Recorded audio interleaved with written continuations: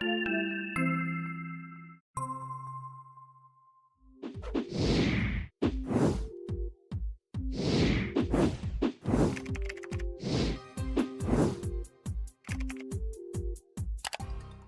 back, Richard. It's good to see you.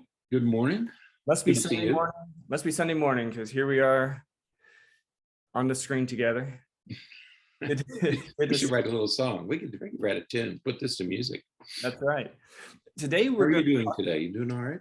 I'm doing okay. Happy Mother's Day, by the way. It is Mother's Day today. Right. And in light of Mother's Day, we're going to talk about some of the challenges that a lot of mothers and a lot of parents, a lot of schools and teachers are experiencing these days as a result. Well, we're going to say in part, at least, that it's a result of COVID. But it's been an emerging issue that has been, my gosh, percolating for a long time now. But it just, I think the last couple of years, it has really accelerated in becoming such a big problem. And with our kids today, just as far as what is going on at home and at school and in the community and everywhere. Yeah, this is another one of those things that was brought into stark relief by the pandemic. It was, as you say, it was percolating in the background long before the spring of 2020, but the pandemic really brought it into stark relief. And another one of those things that happened during the pandemic. Right. And we all have heard about the long-term mental health effects of COVID-19. Right. There's the grief and loss of, we forget that 1 million people died of this thing. Remember, it wasn't long ago when we were saying, well, more people have died of COVID than died in World War II. Well, that was only 400,000. Now we're over 1 million. And so there are many millions who are still grieving the loss of loved ones. There's a lingering anxiety and depression that we always hear about. People who had COVID, either because of the infection or because of the disruption to their lives, are increased rates of anxiety and depression. Drug and alcohol use soared. Death by drug overdoses soared. And people talk about a brain fog, that they have. And also, there was an article published last week. There was a big study done of kids, and there are actually brain changes, and that having the disorder, having the infection, causes the brain to increase as if you had lived 20 years. Right. It's like it had a 20-year effect on your brain. All that research still has to be done, but we know we've heard about these changes, the emotional changes, and sleep disturbance, is another one. So we've heard about all these effects. Well, if you have children, there's one more that was added to that list, and that is the disruption that the pandemic had on kids' education. And we remember schools closed and on the failure of online schooling, and the disruptions that the quarantines caused. And so what happened was there were 3 ways that education was affected. One was a gap in skill acquisition. And we've all been in school, and we know the effect that missing a couple days has. If you miss those skills, you don't go back and reteach them. Okay, if you're not there, the curriculum keeps going. So if you had Algebra 1 in the 9th grade and you missed the last 9 weeks of school, you're into another class as a 10th grader. No one's going to go back and reteach those skills. Right. So at every grade level, there are some skills that were missed. Okay. Right. The other thing that happened was a worsening of pre-existing conditions. So if you had a learning disability or you needed special services, if you weren't in school, you weren't getting those. And so there was actually a loss of progress. Okay, and those conditions got worse. But the one we're hearing about is the third one, and that is that there seems to have been a loss of momentum and motivation. And that's the one that we want to talk about this morning, because that's the one that teachers are hearing about it, parents are struggling with it, and so we wanted to address that issue today, the loss of momentum and motivation. Yeah, absolutely. And I think as we look at pulling these things together, I think that this year we're really going to recognize and come to full realization of some of these consequences, because it was just announced over the past couple of weeks that that high stakes standardized state testing is going to count this year. So so schools will, school grades will be published, and despite all of the problems and issues related to it, here in Florida, the Florida Standards Assessment results are going to be used to determine retention and promotion for certain students, especially third graders. And as we look at those numbers, and there's all kinds of calculations for estimating how many students are going to do, how students are going to do, and how many students are going to be able to proceed and be held back. There is a lot of concern that there's going to be a huge number of third graders that are going to be held back as a result of some of these test scores and difficulty promotion, in part because of the skills gap, but also in part because of this momentum and motivation loss that we're going to talk about today. Right. It's very concerning, and we just don't know what we're going to do, because we're going to end up having twice as many third grade classrooms as any other classroom in the school. And if you're in a charter or a magnet school, your place is in your grade. And so you can't just repeat a grade in any magnet or charter school, because there isn't a place for you to repeat third grade. Right. Your place is with your class. And so if you aren't promoted, then you're probably going to have to drop out. You're probably going to have to change schools. Right. And then there are going to be lawsuits. Parents are going to argue, wait a minute, my child was in quarantine for a month this year. That shouldn't be held against her. Absolutely. And so all kinds of problems, because again, everybody assumes that schools are back to normal. Right. Well, they're not back to normal. And this loss of momentum and motivation is yet one more reason why they're not back to normal. Yeah. And so, as we've said before, you talk to teachers, or you talk to anyone in the school system, and they often say, this has been one of the most challenging school years ever. Right. And one of the things that they say is that it's almost like kids forgot how to go to school. And in many ways they have. In a very real sense, they have. Right. Yeah. Because they miss so much. And I think that the challenge and the criticism that a lot of people will have is that, well, look, that last quarter that they missed, that was 2 years ago. Right. So, and then the next year, of course, was just scattered and splintered, because people were out, and then they were back, and then they were out, and then they were back, and a lot of that going on that whole school year. But this past year, this year, for the most part, everybody's been at school relatively full time. And so I think a lot of people will try to criticize and say, well, look, we've been back to school for a whole year now. How is that the case? Well, it's still the case, because that's the way that the students are presenting.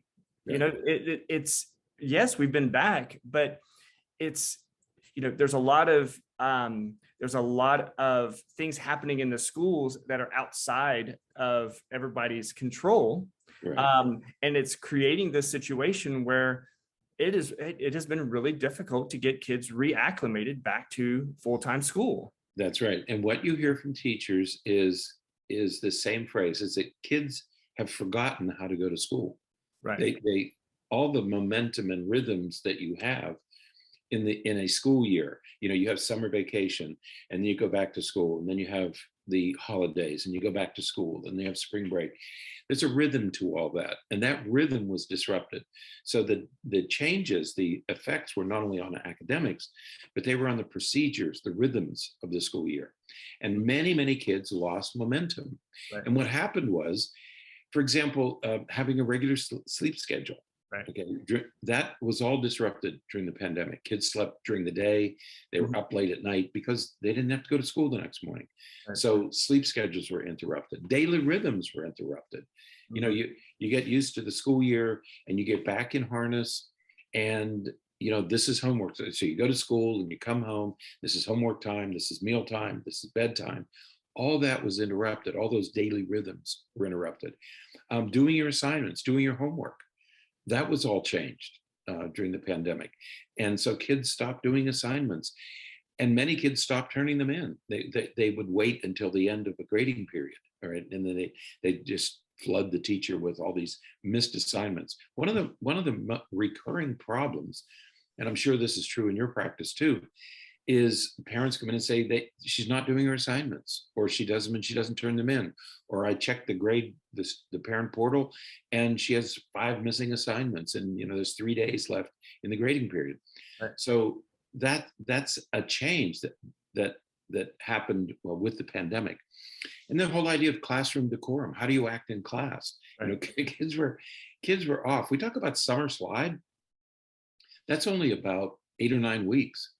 Right. These kids were off for 9 weeks, and then summer vacation, and then stop and start at the next school year. Right. So they forgot how to act in the classroom because Right. It had been so long. And schools are different than homes. During the pandemic, kids stayed in their pajamas all day. They stayed in their rooms. They stayed on their computers, and so they did. In a very real sense, they did forget how to go to school. Right. And parents see this as well. They see the missing assignments, they see the late assignments, they see that kids aren't doing some of these things. And I think that, as we will discuss, this is sort of where I think that, we recognize some of these issues, right? Some of these issues that you were just talking about, and in a real sense and appropriate sense to some extent, we started working to, help provide a safety net for the students. Right. We said, don't just get the assignment in. It's okay if it's late, just right. Get it in. And it's okay, instead of doing, all of this work, we will cut it back and we will only do portions of it. So accommodations were made because of all of these issues over the past year and a half or so. Right. And I think that in a real way that has exacerbated the problem. Yes. Because now students don't know what to do. They don't know how to accept the consequences of things, because there are no real consequences. One of my schools, for example, they offer Saturday school now for students to rescue their grades. So if their grades are really poor, they can come in on Saturday. A few Saturdays just before the end of the grading period, of course, to come in and make up work. And so they have the teachers coming in and I think on the surface, that's great. But that also means that for the 7 weeks before that, it's okay if you get work done because you're going to be able to do the Saturday thing. And, I don't mind going into Saturday for 3 hours or something to make up all of this. And so, hey, it's a C, that's fine. Yeah. Whereas before that wouldn't have been an option. That's right. Yeah, because what parents are aware of, they became aware of this lack of motivation momentum because of missing assignments and late assignments. And their kids are lying to them. Do you have any homework tonight? I don't have any homework. Or nothing's due. I don't have anything. There's no problem. Everything's good. And they have this the kids had this devil may care attitude. It made me think of, you don't remember Mad. Do you remember Mad magazine? Yeah. Alfred E. Newman. What me worry, I'm not concerned about anything. And the kids were displaying this sort of Newman-esque attitude of, well, it's no big deal. We can make it up later. Okay. So we said, okay, what's going on here? Well, one is summer slide, but worse. Okay. Because now we have summer slide plus. But the kids have this attitude of, Mom, don't worry about it. Nothing bad is going to happen. And the reason nothing bad is going to happen is that we had to make these adjustments. Right. And the unintended consequence of having things like grade recovery is kids know that the schools are going to do everything they can not to let them fail. Right. So if you don't do your assignments in the course of 9 weeks, that at the end you're going to make up. Someone's going to fix it. Someone's going to rescue you. Okay. That's why the kids aren't worried, because they know that eventually the school will rescue them. and they're going to have to live it. Okay. Right. Which is concerning, because then what's going to happen, there's going to be, we think about like the economic bubble, right? The housing bubble, because, Right. housing prices are so incredible that at some point it's going to pop, and people who spent $500,000 on a $200,000 home, they're going to be upside down, and they're going to have a lot of problems. It's sort of the same thing is going to happen. Kids keep pushing and pushing and pushing, saying nothing's going to happen, nothing's going to happen. Right. And it's going to come a time, perhaps this year, when they say, okay, we're going to go back to the actual consequences of not getting things done. And then we're going to have to deal with, half of third graders being held back. That's right. Or 10th, some high schoolers not being able to graduate because they didn't meet some of these requirements. That's right. It's going to happen. And students, it doesn't matter how smart the student is.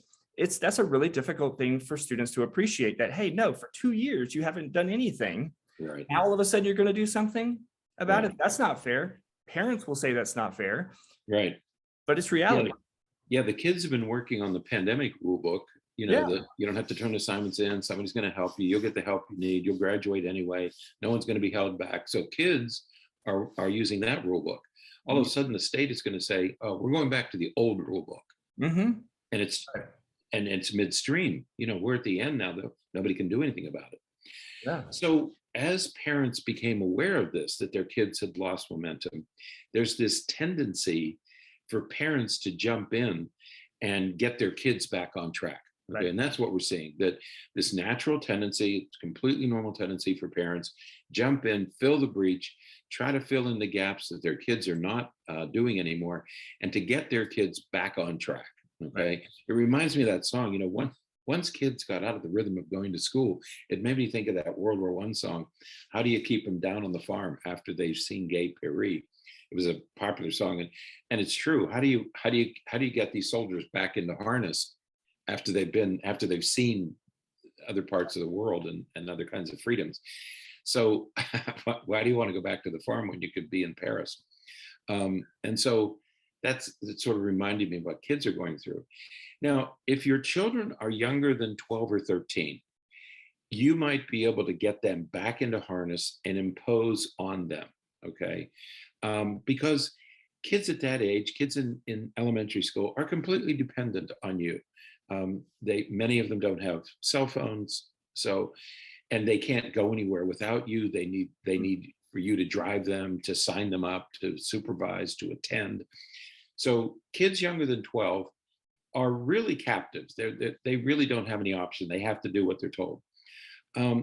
So if they're younger than that, you might be able to impose on them. Even if they run away, they're kids in elementary school, they run away, but they'll be gone for a few hours. Okay. At most. However, if your kids are 13 or older, that's where we say proceed with caution. And you proceed with caution for two reasons. One is you could make things much worse. Right. Because if you impose on some tweeners, but most teenagers, if you start to clamp down on them and you start to smother them with monitoring and punishments, you're doing it exactly at the wrong time, because you're doing it at the very moment when they're seeking more independence, and you now are going to clamp down on them and start monitoring. So you might be able to impose for another year or two, but eventually these efforts are going to fail, because if you start punishing them for missing assignments, for being deceptive, they're going to start to rebel. They're going to start to push back because they're teenagers. Right. So we have sort of the dueling banjos, right?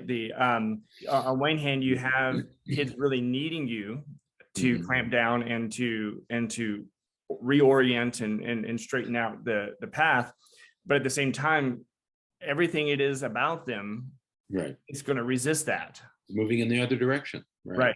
And so you're going to get, for all of your efforts to steer them one direction, their drive is going to be, well, if they want me to go this direction, I need to go this direction, whether they are fully aware of why they're doing that or not. I mean, that's just part of adolescence. Yeah, And it's a biological imperative. They're going to start to become more independent. Like it or not, they're going to start to become more independent. So if you come crashing in on a kid over the age of 13, you're going to meet more resistance. yeah, Okay?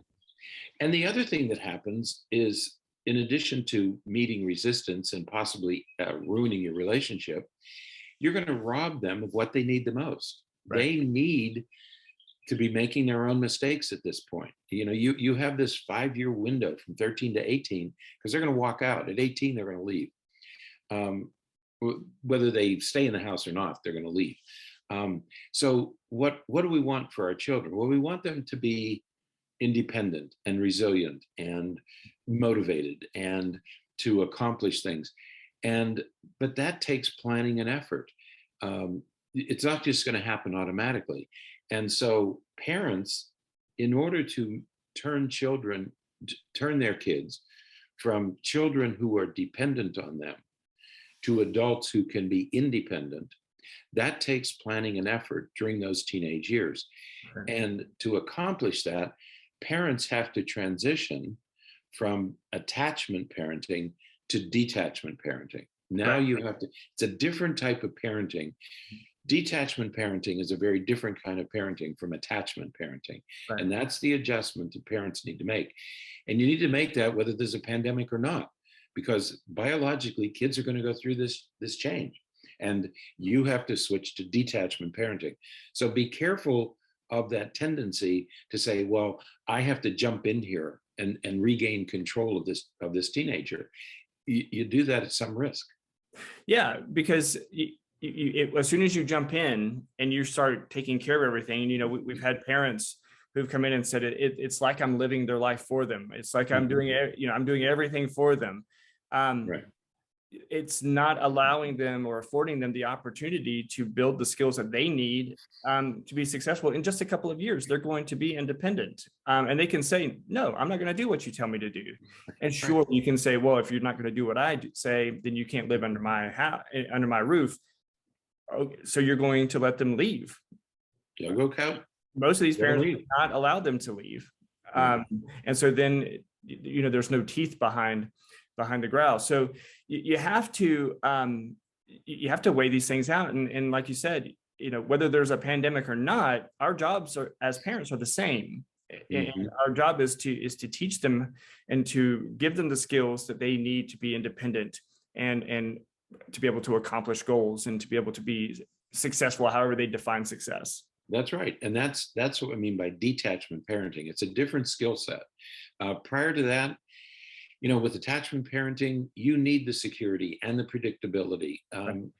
Attachment parenting shows kids that they're safe, that they're loved, that they're being supported. But after puberty, after 12 or 13, you have to make this shift, okay? Right. Because you have to begin phase 2 of parenting, which is detachment parenting, because no matter what you do, your kids are going to separate. When they become teenagers, they are going to begin to separate unless you can keep them totally dependent on you, right? For everything. And no, you're not going to get a cell phone until you do what I say. No, you're not going to drive the car. You're not going to have friends over. You can make kids totally dependent on you, but then you're denying them of the ability to become independent, to take care of themselves, okay? And recognize that your attempts to keep them completely dependent on you is going to be, again, who they are, who biologically is going to fight that.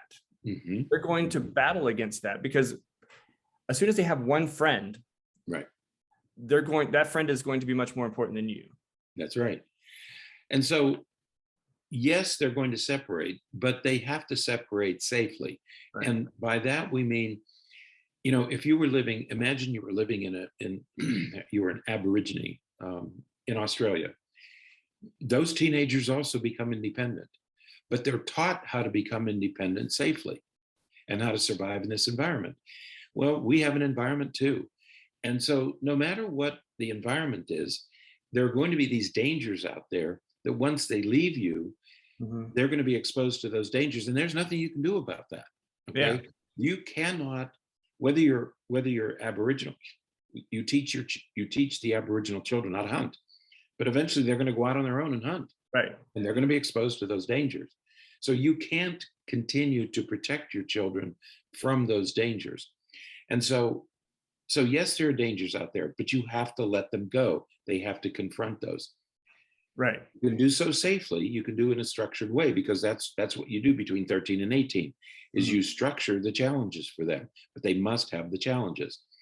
So the biggest risk you're going to face as a parent of a teenager is this tendency to overparent. Okay. Right. And what do we mean by overparenting?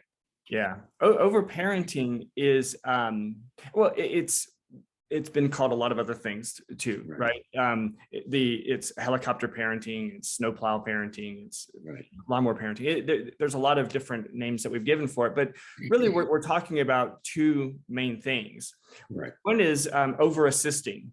And like I said a minute ago, it's, you know, when the parents say, well, I feel like I'm living their life for them. Right. You know, it's your kids' homework. They need to be responsible for their homework. You don't need to be doing their homework for them. Right. I recognize that, well, they have to have a 4.0 if they want to get into, you know, that university or that college or whatever. Right. But if you're doing their homework for them in an effort for them to get to college, then they're not ready for that college. That's because who's going to do their homework for them in college? Exactly. So we have, I think parents are coming from good places. You know, they have good intentions, but really they're depriving their kid, and they're making things inevitably more difficult for their kids because they're doing too much for them. Yeah, we understand why. We understand the temptation of doing your kids' homework, and many parents do it. But the biggest problem is, number one, they're not going. They don't have that skill, obviously. Okay, or they don't have the motivation to do it. Well, either one is a problem. But if you do it for them, then you're denying them the opportunity of learning this skill, of being able to handle this. And handling it might be going to the teacher the next morning and say, I didn't do it, you know, and facing the consequences. That's an important life skill that kids should learn. Okay? Absolutely. The second thing that is, you know, characteristic of overparenting is being extremely responsive. Now, again, completely understand, you know, because when you're being responsive, you're showing affection, you're showing love and care, and you're giving them praise, and you're encouraging them, and all those really positive, great, amazing things. But it can also take a very maladaptive form, right? You know, there are parents who believe everything that their kids say. So you can have 5 adults saying, no, this is what happened. But if their kid's saying, no, I didn't do that. Right. The parents right there, and they're fighting for them. And instead of putting them in a situation where they have to accept consequences for something that they may have done, are rescuing and saving for every little offense. And that's a problem, because there are consequences to your actions. Yeah. And it may be, you know, this happens frequently where kids will come home and the teacher said, this is what she did today. You know, she made this mistake. And the child will say, oh, no, it wasn't my fault. It was somebody else's fault. Well, we're not advocating that you punish your child based on what the teacher said. You know, if you choose not to, that's okay. What you do want to avoid is in any way giving the child some sense that you believe them and not the teacher, because you're calling the teacher a liar, and you don't want to put you don't want to ever put a kid in that situation. Absolutely. Right. Yeah, no, that's because that's a fantastic example. And so the teacher says, well, this happened, and your kids say, no, I didn't do that. Susie did that. Okay. And so instead of saying, oh, well, you know, the teacher must be wrong, I'll talk to the teacher tomorrow and make sure. Say, well, you know what? It sounds like the teacher thought that you did it. And so maybe it would be good for you to talk to the teacher tomorrow and just clear things up. Go take care of your own problems. And you can do that if it's a second grader, if it's a third grader, you can do that even with younger elementary school age kids. That's right. Work it out with the teacher. Absolutely. Work it out with the teacher. I'm not going to rescue you. That's between you and your teacher. And, you know, we have to be supportive. Okay. And parents will do this under the guise of, well, you know what, I want to increase their self-esteem.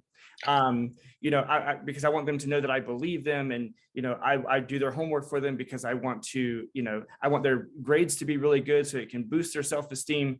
And so they're trying to increase self-esteem by increasing performance. Mhm. And it should be the other way around. That's right. You Increase their performance so that they build their own self-esteem. that's right. You can't increase performance simply by improving a child's self-esteem. Okay. Right. Self-esteem comes from performance. Right. Motivation comes from achievement. How many times have we said that? Absolutely. You don't, and many parents think that if they build self-esteem, they're going to get better performance. Never happens. Okay. Right. It's not going to happen. Right. Now, with older kids, with teenagers, the maladaptive form of being extremely responsive is when parents decide that they have to track and monitor and control their teenager. You know, I'm going to put a tracker on the car. I'm going to have Life 360. I'm going to monitor their grades, and I'm going to be standing over them every step of the way. That's another way of being extremely responsive, but in a negative way. Right. Instead of building self-esteem, you're trying to regain control of this teenager. Right. It is not going to work. Okay. Right. It's as maladaptive, it's just as destructive to their self-esteem and independence as just letting them go, as too Right. much praise. Right. So, because believe us when we say that if your kid does something as a senior in high school or as a junior or senior in high school, Mhm. that is going to completely ruin their opportunity to go to college, Right. they probably shouldn't have be going to that college anyways. Exactly. Because they're not ready for it. They don't have the skills to make those decisions that they need to be making. Right. Either right. they haven't learned them yet, or they, or whatever. They just had themselves in a bad situation, but they have to deal with that. That's Right. their consequence. That's what they have to work through, and they will have to find another path to get to where they want to get. If right. that's the case. And there's always another path. There's always another way. You know, going to college and doing it that what many people think is a traditional way is not the only way. It is one way. So these two things, there's being over assisting and being too responsive, whether it's positive or negative, they actually slow the growth and the development of resilience and self-reliance and self-confidence, making it you actually make it more difficult for them to cope on their own. So many parents will try to, intervene. Why isn't my child more popular, more athletic, and all these questions that they ask. And so, but you have to contain this urge to jump in, to rescue or to over control. Okay. Right. And so what happened during the pandemic is that kids lost momentum and motivation, and parents have this natural as parents to jump in and somehow scramble around to get them caught up and back on track. Okay. Right. And this is where we say, let's proceed with caution. Okay. Right. Be very careful. And this is where that switching from attachment to detachment is important.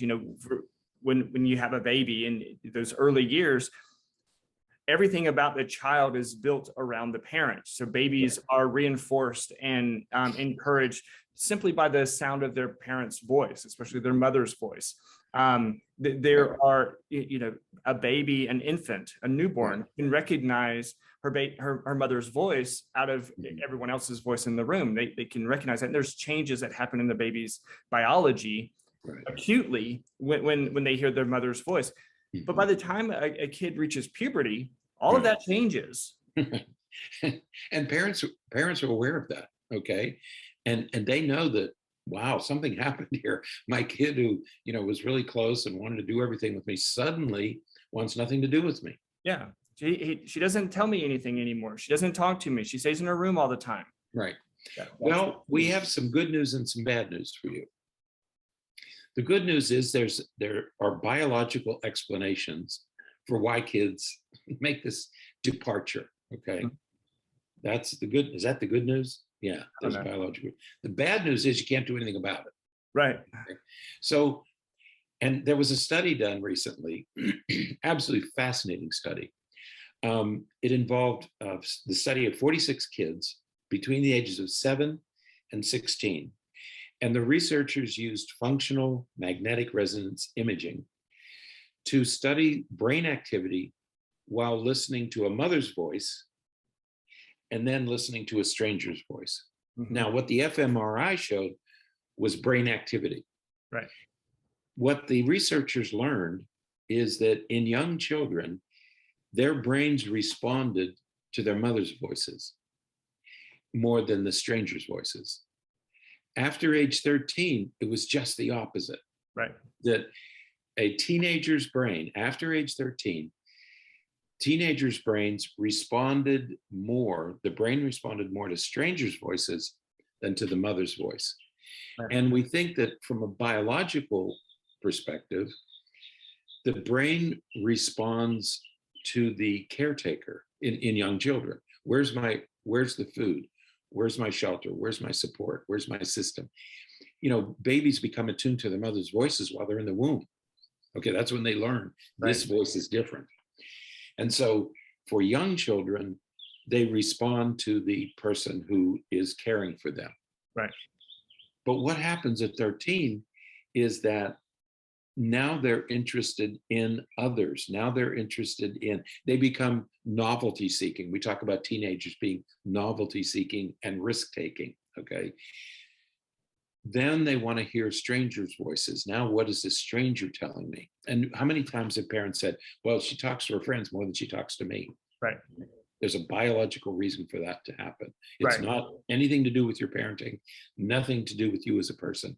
This is part of it's part of normal maturation. Right. And that was a small study, but there needs to be more studies. But this it's interesting that it fits very naturally with what parents say already. It's like she can't even hear me. It's like she doesn't even hear what I'm saying. She doesn't. And so it's not that it's not that they can't hear you, it's that their attention isn't pulled to you as quickly as it may be pulled to someone else. Right. So voice is very important.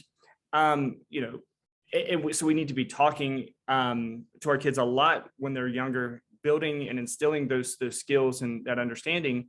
Right. But recognizing that that's going to diminish as they become teenagers. And so we have to communicate with them a little bit differently as teenagers. We have to think about how we're communicating with them quite different. Right. And so at the end of this, so now that we know this, now that we know that it's a normal part of growing up, that because the auditory system is connected not just to hearing and understanding language, it's also connected to the emotional parts of your brain, especially the reward system. Right. So in young children, the reward system is activated by the caretaker. In older children, the reward system is activated by the possibility that the stranger may be bringing something more into your life. Okay, I want to go out and see the world. Well, the world is with strangers, okay, or non-family members. Right. And so it's a normal part of maturation. Now, if you are the parent of a teenager, what can you do about this? Okay, well, how should you manage this part of detachment parenting? Okay, well, obviously, so this article gives several tips for communicating better. Number one, listen. When your kids are talking, listen to them. Okay, listen to what they're saying, understand what they're saying. Okay? Right. Yeah, parents so often feel like they have to throw in their opinions or their thoughts or their redirections or their chastisements or whatever the case may be. But oftentimes, kids just need you to listen. Especially, just need you to listen. You know, they won't talk to you anymore. Well, that's because you don't stop talking to them. You don't listen to them enough for them to even want to talk to you. That's right. Their friends are listening to them. The difference is their friends will listen to them for hours and hours and hours and hours. Okay, they'll sit around and talk for hours and they'll listen to each other. And as parents, we don't listen.